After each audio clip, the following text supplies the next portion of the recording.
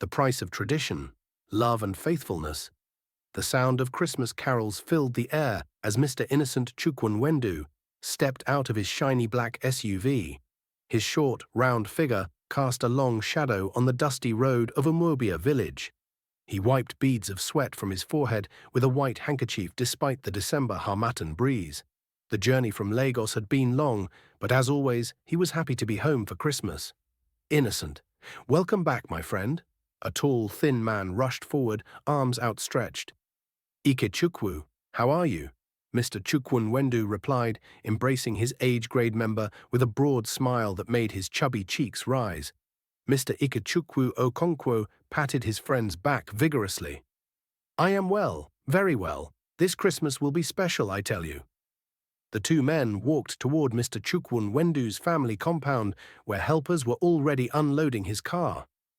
The compound had been freshly painted white for his annual visit, and the large courtyard had been swept clean in preparation for the famous Christmas party he hosted every year.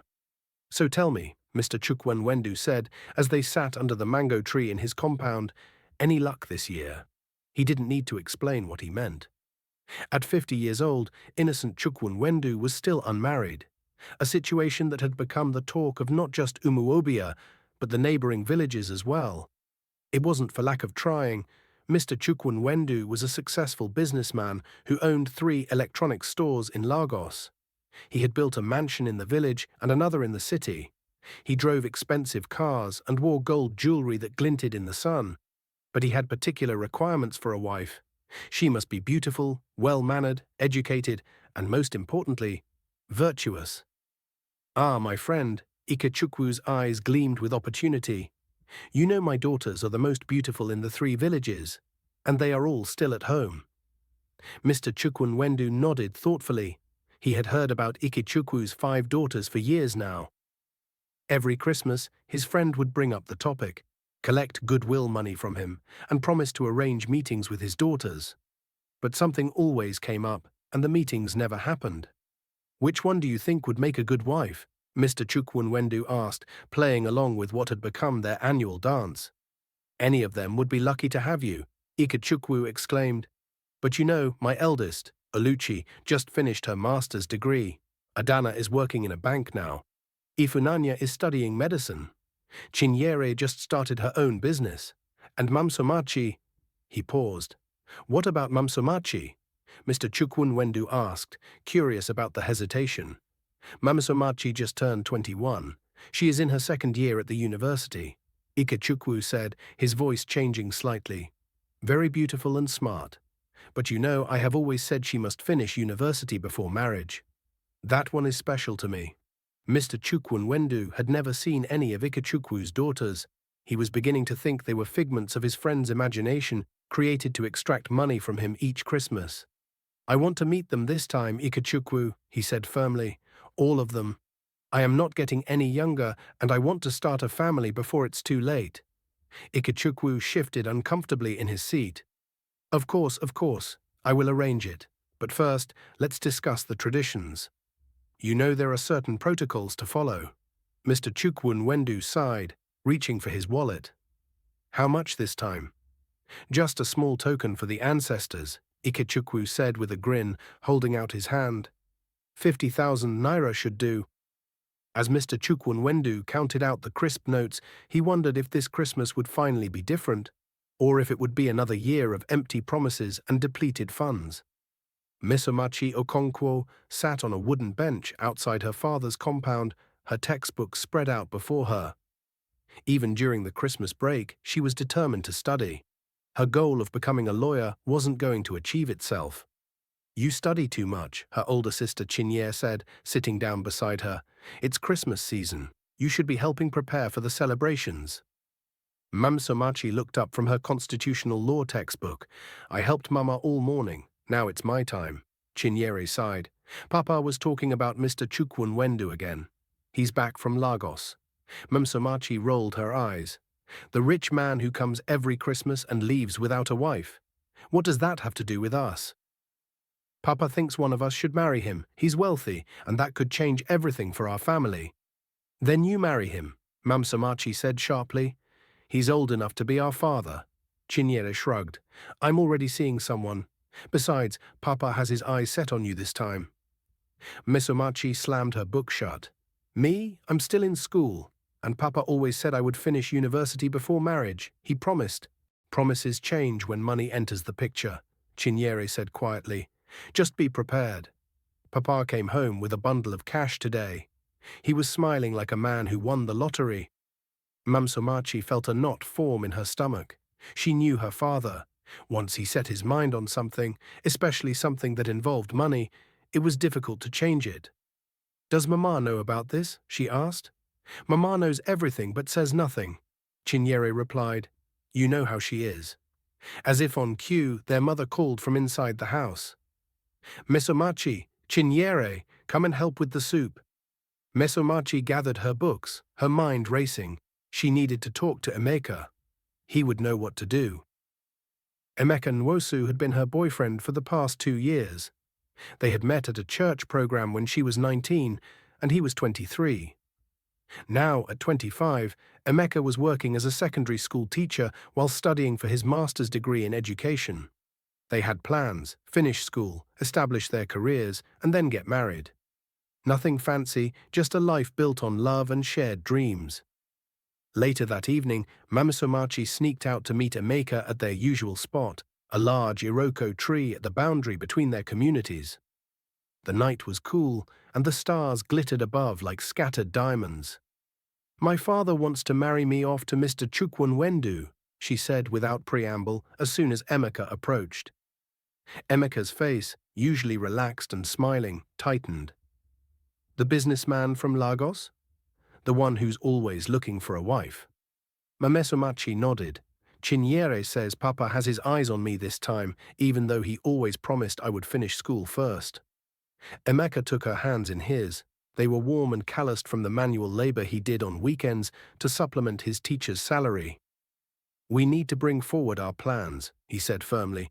I've been saving up. It's not much, but we could manage if we're careful. Mmesomachi shook her head. I still have 2 years left at the university, and you haven't finished your master's program. We agreed to wait. Some things can't wait, Emeka insisted. If your father is serious this time, we might not have the luxury of time. Let me talk to him first, Madame Somachi said. Maybe he'll listen to reason. He's always supported my education before. Emeka looked unconvinced but nodded. Fine, but if he insists, we must act quickly. I won't lose you to a man who buys his way into marriages. As they parted ways that night, Mmesomachi felt the weight of uncertainty pressing down on her. The path ahead, once so clear, now seemed tangled with obstacles. Mr. Chukwunwendu's annual Christmas party was the highlight of the season in Umuobia. The compound was transformed with colorful decorations, tables laden with food, and a canopy under which a live band played popular highlife music. Everyone who was anyone in the community was invited, and those who weren't invited came anyway, knowing that Mr. Chukwunwendu never turned anyone away on Christmas Day. Ikechukwu arrived early, dressed in his finest traditional attire. A flowing agbada made of expensive blue fabric with gold embroidery. He brought his wife, a quiet woman named Ada, who rarely spoke in public, and 4 of his daughters. Where is Mmesomachi? Mr. Chukwunwendu asked as he greeted them at the entrance. She will join us later, Ikechukwu said smoothly. She's helping with some last-minute preparations at home. In truth, Mmesomachi had refused to come.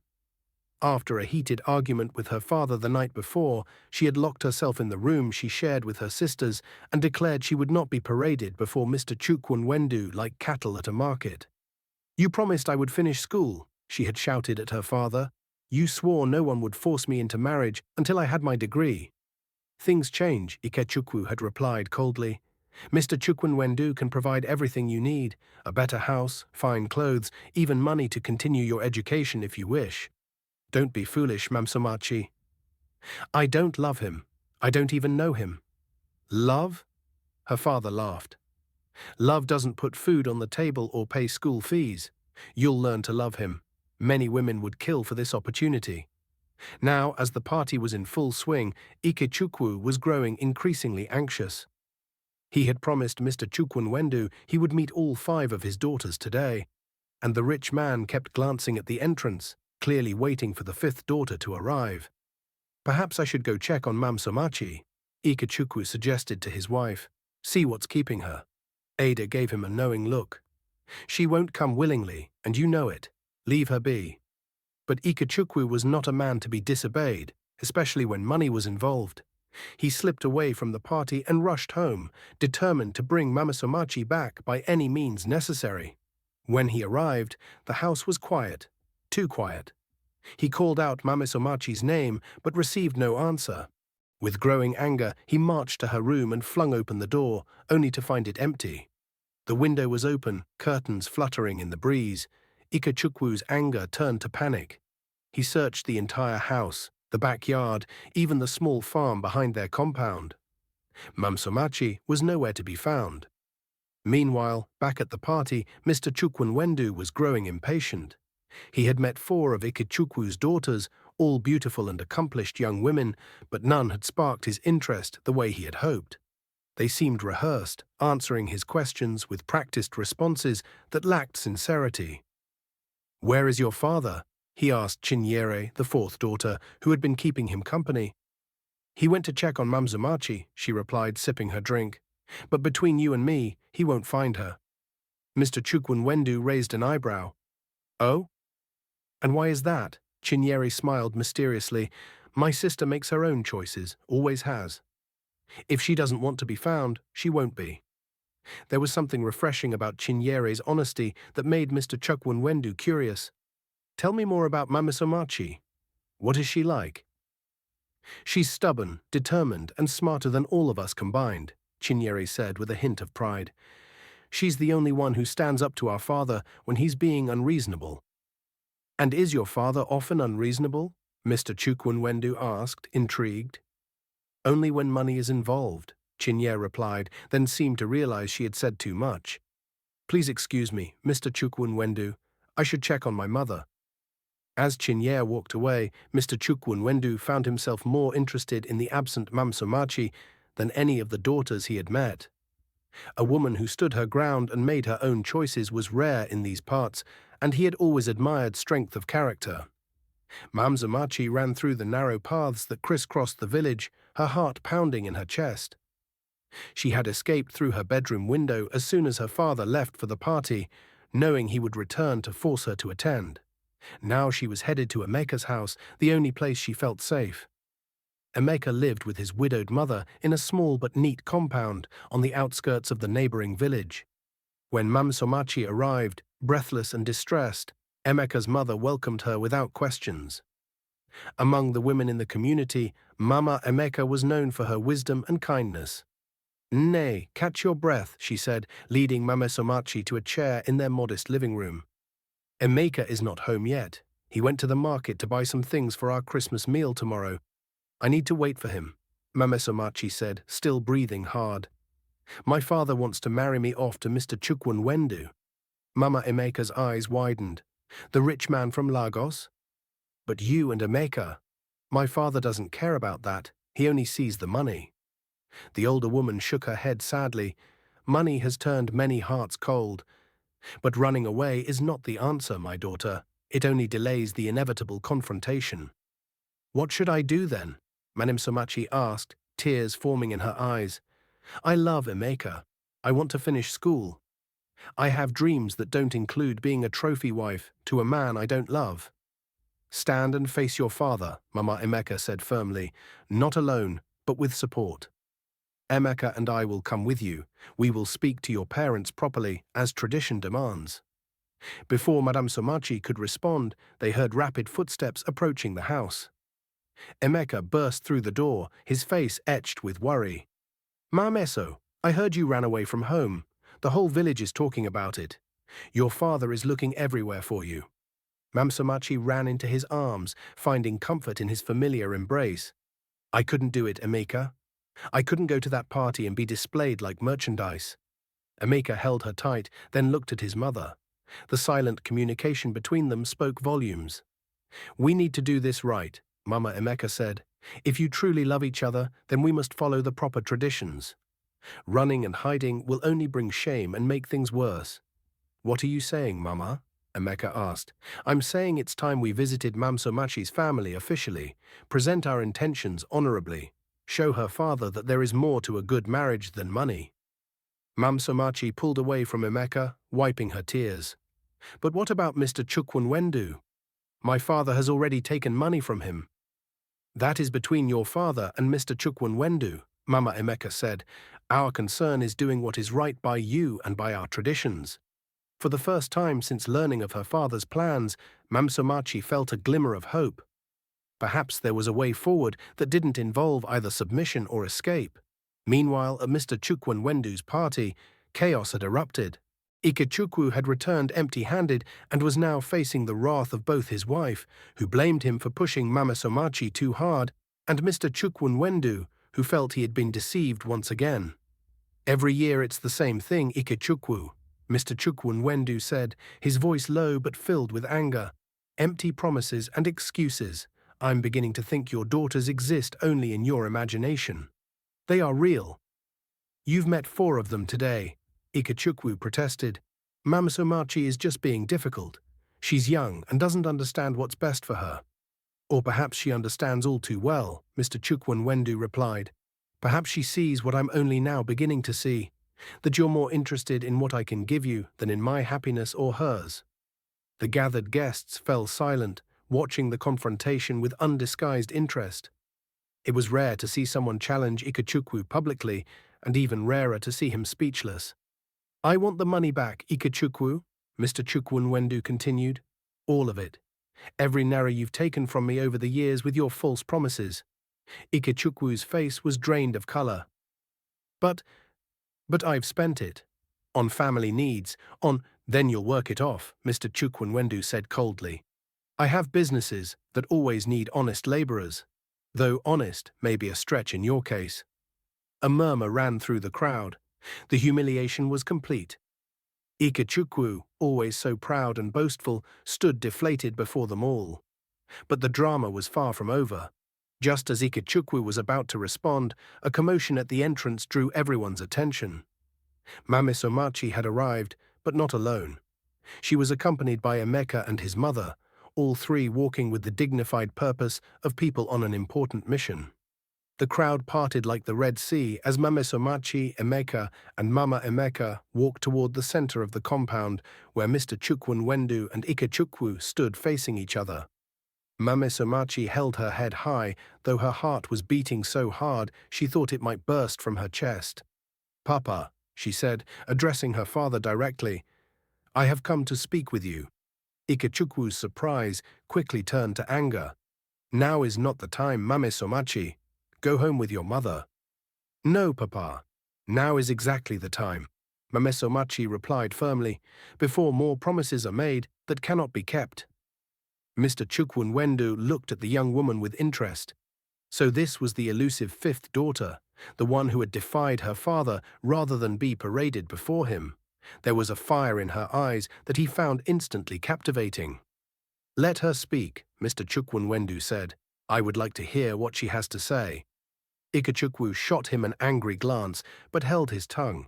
With Mr. Chukwunwendu's support, Mmesomachi had the floor. I came to apologize, she began, surprising everyone, not for refusing to attend this party, but for not being honest from the beginning. My father has been taking money from you, Mr. Chukwunwendu, with false promises, and for that, our family owes you an apology. Ikechukwu's face reddened with anger and embarrassment. Mmesomachi, how dare you? Let her finish, Mr. Chukwunwendu interrupted, his eyes never leaving Mmesomachi's face. The truth is, she continued, I am in love with Emeka. We have been together for 2 years, and we plan to marry after we complete our education. She reached for Emeka's hand, drawing strength from his touch. I cannot and will not marry someone else, no matter how wealthy or respected they may be. A stunned silence fell over the gathering. In their community, young women rarely spoke so boldly, especially not to challenge their fathers in public. But Mmesomachi was not finished. Mama Emeka has come with us today to formally request a meeting with my parents, as tradition demands. We want to do things the right way, with respect and honor. Mama Emeka stepped forward, her dignified presence commanding respect. Ikechukwu, my son has chosen your daughter, and she has chosen him. I request that we meet properly to discuss their future. Ikechukwu looked trapped. On one hand, he had taken money from Mr. Chukwunwendu with the promise of introducing him to a potential wife. On the other hand, his daughter had just publicly declared her intention to marry someone else, with the blessing of that person's family. Before he could respond, Mr. Chukwunwendu shocked everyone by laughing, a deep, genuine laugh that seemed to come from his belly. "Now this is interesting," he exclaimed. "Finally, something real in this village is full of pretense and false promises." He turned to Ikechukwu. "Your daughter has more courage and integrity than you, my friend. She speaks the truth even when it's difficult." Then he addressed Mmesomachi directly.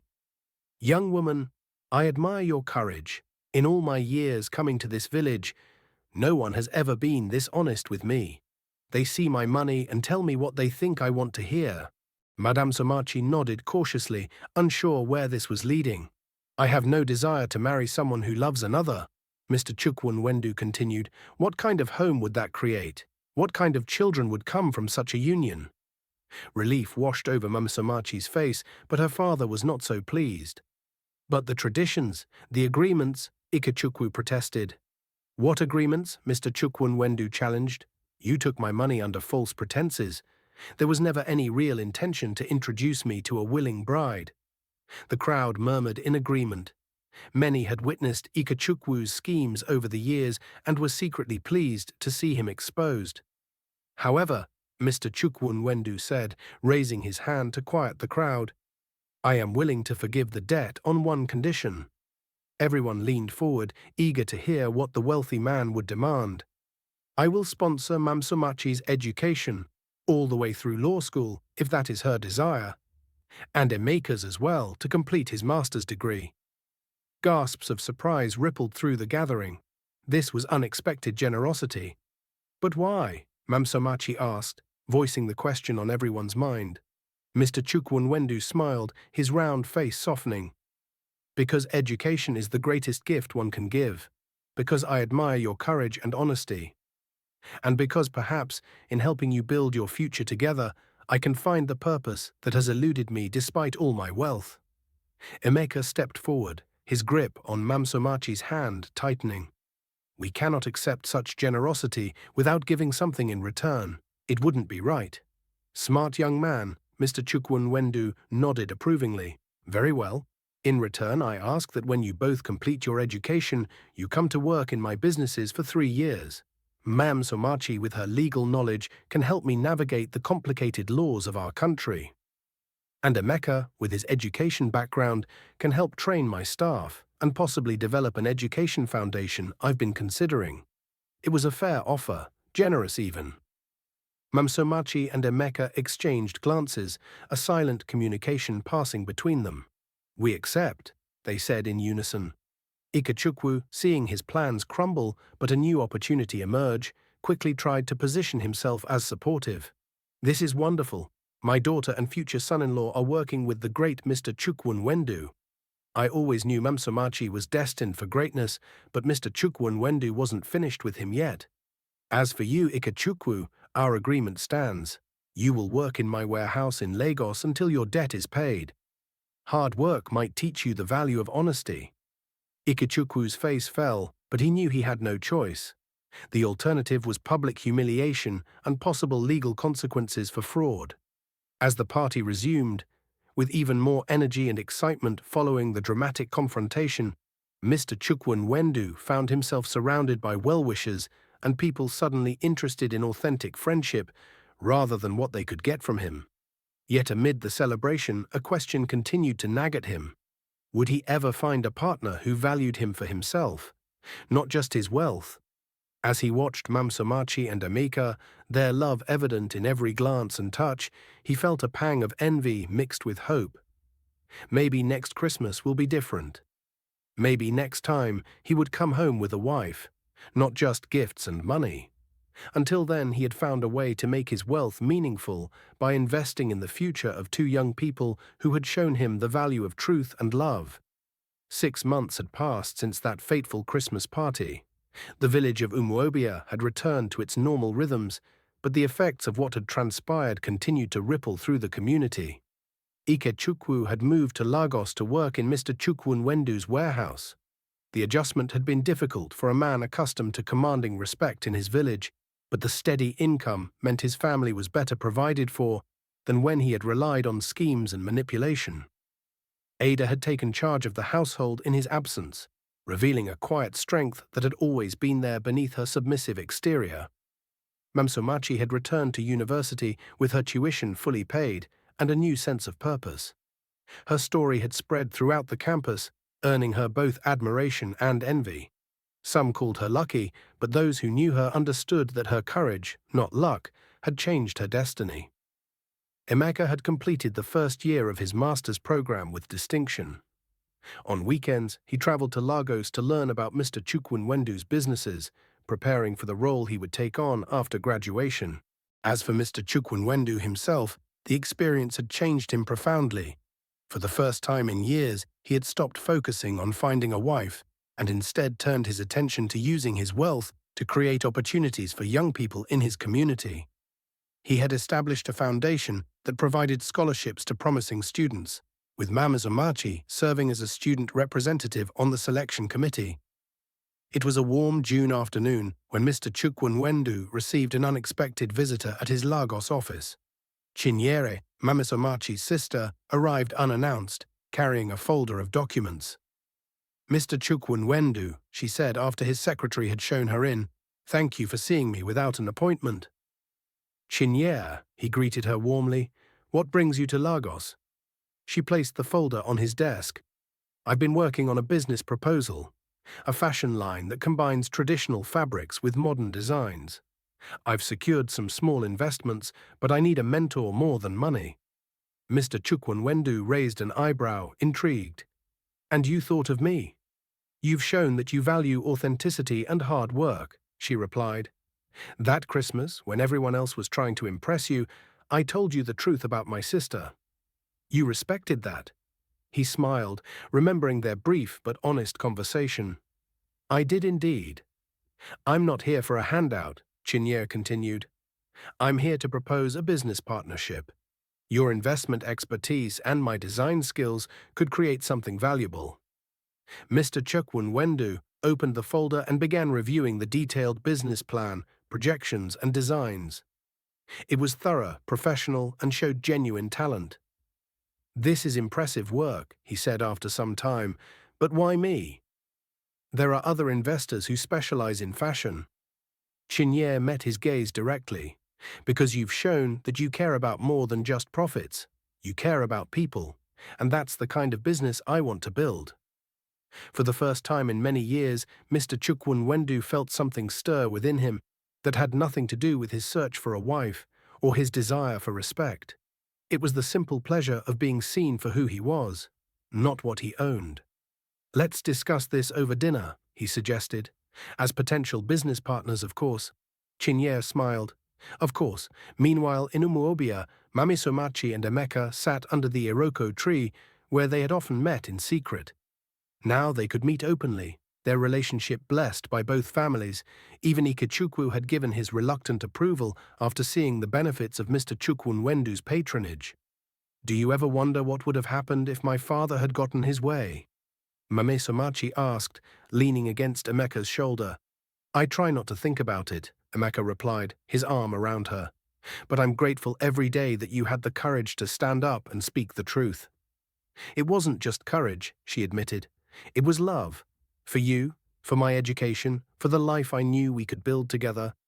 Emeka turned to face her, taking both her hands in his. "Then I have something to ask you. Something I've been waiting to ask until the time was right." From his pocket, he produced a small box, nothing fancy, but significant in what it represented. Inside was a simple ring, the best he could afford, even with his improved circumstances. "Mmesomachi Okonkwo, will you marry me? Not now, but when will we both finish our education, as we planned?" Tears filled her eyes as she nodded. "Yes, Emeka, yes." As they sealed their promise with a kiss, neither was aware that miles away in Lagos, a different kind of connection was forming over a business dinner.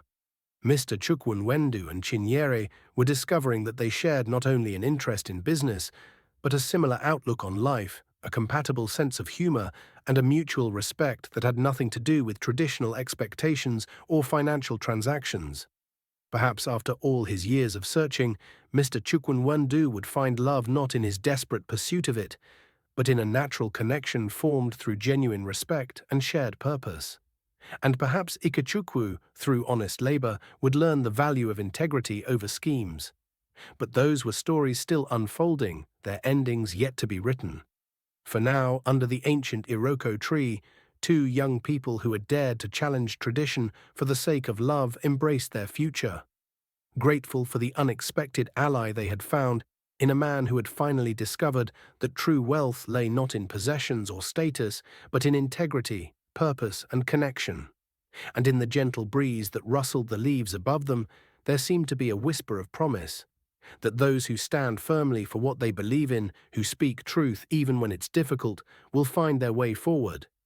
Not without challenges, but with the strength to meet them. Thanks for watching. Please subscribe to this channel for the final part of this story. May God bless you. Please make sure you drop your comment and share your thoughts with us.